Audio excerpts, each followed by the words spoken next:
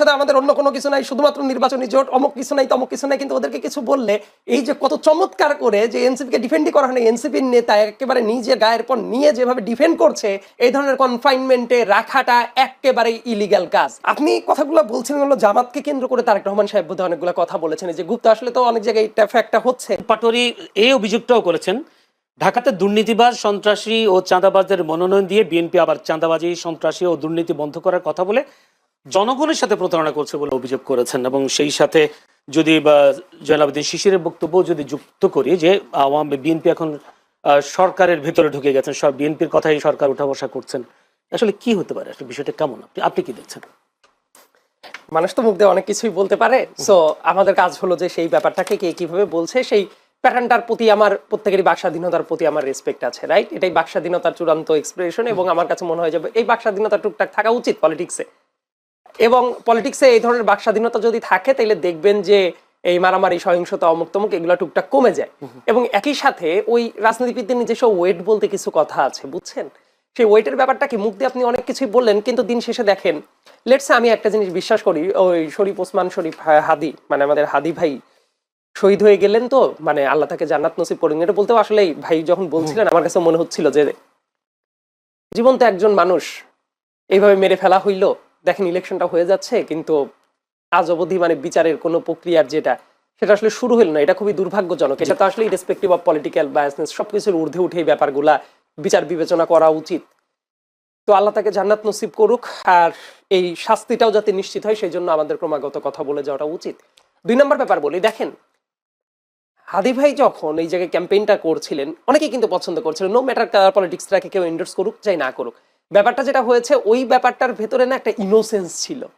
কিন্তু ওই জায়গায় যখন আপনি জাস্ট পাশাপাশি রেখে চিন্তা করেন, এই ব্যাপারটা তো আমরা বলছি, এটা যারা দেখবে নিশ্চয়ই তাদের বিবেচনা করতে পারবে, জাস্ট হাদি আর এক পাশে হইল আমাদের নাসিরউদ্দিন পাটোয়ারি, দুইজনের কথাবার্তা, জেস্টার বসচার, কাজ কারবার যা যা করছে, এটা করার পরে মানুষের বিচার বিবেচনা করে নিতে পারবে যে ও ওয়েট আসলে কমে নাকি বাড়ে।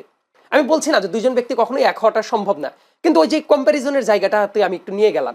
তো এই কারণে আমার মনে হয় যে অনেক আলাপ আলোচনা করে বলতে চাচ্ছেন হাদির যে ওয়েট না, সেই ব্যাপারটাকে অনেক ক্ষেত্রে আউলফল ভাবে সেলও করতে গিয়ে বরং আরো হাস্যরসাত্মক উপায় তৈরি করেছে। যেমন ওই যে হাদি ভাইয়ের একটা ব্যাপার ছিল না, ওই যে মুড়ি বিলি করতো বাতাসা দিয়ে, ব্যাপারটাকে কিন্তু ইনোসেন্স দেখা যাইতো এটার ভেতরে, কিন্তু সেম জিনিসটাই সে যখন করছে খুবই হাস্যকর হয়ে যাচ্ছে। ইয়েট তার কাজ কথাবার্তা আমি মনে করি এইটুকুন ব্যক্তির স্বাধীনতাটা থাকা উচিত। মানুষ তাকে একসেপ্ট করবে কিনা মানুষ ভোট দিয়ে তো যাচাই করে দিতে পারে। আমরা যদি বলো এটা করলো ওরে পুঁতে ফেলতে হবে, ওকে অমক করতে হবে তমক করতে হবে, না, এটা গণতান্ত্রিক চর্চা না। গণতান্ত্রিক চর্চাটা হলে এটা যে আমার একজনের কথা যদি অপছন্দ হয়, সে যদি আপনার ব্যক্তিগত কোনো ক্ষতি টতি না করে ফেলে, ক্রাইম না করে ফেলে, তাহলে সে বলতে থাক না। মানুষ তাকে একসেপ্ট করলে সেটাকে আমি ওয়েলকাম করবো, যে মানুষ হয়তো তাকে একসেপ্ট করছে, আর যদি না করে তাহলে বুঝতে হবে যে তার ওই ওয়েটটাকে সে আসলে বাড়ালো নাকি কমালো। এই ব্যাপারটা বোধহয় জনগণের হাতে আমরা ছেড়ে দিতে পারি। এটা নিয়ে আসলে এত তর্কাতর্কি মারামারি। আমি একটু কালকে মির্জা আব্বাস বলেছেন, তাকে একজন সাংবাদিক প্রশ্ন করেছিলেন, তখন তিনি বলেছেন এনসিপি আর জামাত হচ্ছে ক্ষমতায় এখন, তার বক্তব্য। এখন যদি জয়নাল শিশিরের কথা যদি বলি, বিএনপি এখন প্রশাসনকে ব্যবহার করছে, এই দুই কথার মধ্যে যদি হ্যাঁ, দুইটা কথা বলার আগে শিশির ভাই অনেক পরিচিত মানুষ আমার, বাট আপনারা টকশোতে বসায় দেন জন্য বিভিন্ন তর্কাতর্কি শুরু হয়, কিন্তু দিন শেষে আমরা আবার হ্যান্ডশেক করেই ফেলি। ব্যাপারটা হলো কি চমৎকার করে ওই যে বলছিলেন যে এটা ঝামেলা এটা ঝামেলা, একটা ইন্টারেস্টিং ব্যাপার আমি খেয়াল করলাম। আপনি কথাগুলো বলছিলেন হলো জামাতকে কেন্দ্র করে তারেক রহমান সাহেব বোধহয় অনেকগুলো কথা বলেছেন, যে গুপ্ত আসলে তো অনেক জায়গায় এটা ফ্যাক্টটা হচ্ছে, মুনাফিক করার মতো কাজ, অমক তমক, এগুলা বোধ হয় যে আমি যতদূর বুঝতে পেরেছি এনসিপি কে টার্গেট করে তারেক রহমান সাহেব ডিরেক্ট কোনো বক্তব্য দেন নাই। কিন্তু মানে খুবই চমৎকার একটা ব্যাপার খেয়াল করি আমি, মানে জামাতকে নিয়ে কথা বললেও অন্য টাইমে বলবে জামাতের সাথে আমাদের অন্য কোনো কিছু নাই, শুধুমাত্র নির্বাচনী জোট, অমুক কিছু নাই তমুক কিছু নাই, কিন্তু ওদেরকে কিছু বললে এই যে কত চমৎকার করে যে এনসিপি কে ডিফেন্ডই করা হয়, এনসিপির নেতা একেবারে নিজের গায়ের পর নিয়ে যেভাবে ডিফেন্ড করছে, তাতে করে তো আলাদা কোনো লাইন দেখা যাচ্ছে না। আমি মনে করি যে প্রত্যেকটা রাজনৈতিক দলেরই এই গভর্নমেন্টে বিভিন্ন জায়গায় বিভিন্ন অ্যাক্সেস আছে। আমি যদি বলি যে অন্য রাজনৈতিক দলের অ্যাক্সেস আছে বিএনপির নাই, এটা যেমন কথাটা ঠিক হবে না, আবার বিএনপির আছে অন্য দলের নাই, এই কথাটা বললে এটাও ঠিক হবে না। প্রত্যেকেরই অ্যাক্সেস বিভিন্ন জায়গায় আছে, এইটা হলো সত্য কথাটা। এই সত্য কথাটা কেউ হয়তো বা স্বীকার করে না। আমি তো বললাম আমি মনে করি যে প্রত্যেকটা রাজনৈতিক দলেরই অ্যাক্সেসটা আছে। যেমন একটা উদাহরণের কথা বললাম, আমি আরেকটা উদাহরণের কথা বলি, ওই যে হ্যাক নামের যে কিছু কাহিনী, বা এটা কিন্তু পেঁচাইতে অনেক দূর চলে গেছে।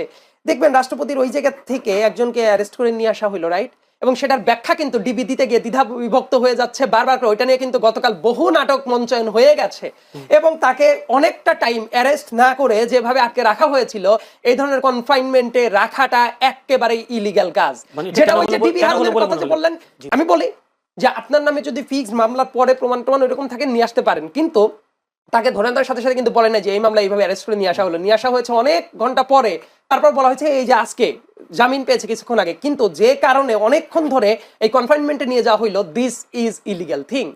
এবং এইটা নিশ্চয়ই একটা রাজনৈতিক দলের প্রভাব বলয় ছাড়া কি এটা সম্ভব হয়েছে? আমি এই উদাহরণটা এই জন্যই বললাম যে কেউ যদি মনে করে থাকে যে না আমাদের কোথাও কোনো প্রভাব নাই, এই উদাহরণ থেকে তো বোঝা যায় তার মানে ওই জায়গাতে তাদের একটা প্রভাব বলয় আছে। মানে আমি এই জামাত- জন্যই বলছি যে জামাত- কেউ যদি মনে করে যে কোথাও কারো প্রভাব বলয় নেই, ব্যাপারটা এরকম নাই। এই গভর্নমেন্টের বিভিন্ন জায়গায় বিভিন্ন মানুষের প্রভাব বলয় আছে বলে আমি মনে করি, তার জন্য একটা উদাহরণ দেওয়াটার প্রয়োজন অনুভব ধন্যবাদ। করলাম। মানে ওই হ্যাকের সাথে তো আপনি ডিবি এটাও তো বলেছেন, মানে তথ্য পেয়েছেন এরকম একটা কথাও তো ডিবি চূড়ান্ত বলেছে। আপনাকে আমি যেটা বলেছি সেই ব্যাপারটা একটু ভালো মতো যদি চেক করেন তাহলে দেখবেন তাকে যেভাবে নিয়ে এসে আটক করে রাখা হয়েছিল এইভাবে এত ঘন্টা আটক আটকে করে রাখা- রাখা যায় কিনা, এবং কি এটার এটাই। ব্যাখ্যা দিতে গিয়ে স্বয়ং ডিবির থেকেও গোজামিল দেওয়া হয়েছে। এমনকি ওইটা নিয়ে ডিবির ভেতরে দ্বিধা বিভক্ত যে হয়ে গেছে, এটা প্রত্যেকটা মেইন স্ট্রিম মিডিয়ায় দেখবেন খবর আছে খবর আছে। যে কোন রকম একটা ব্যাখ্যা দেওয়ার দরকার আরেক পক্ষ মানছে না, এই ধরনের একটা দ্বিধা বিভক্ত অবস্থা সেই জায়গায় জি, চলছে। ধন্যবাদ জনাব।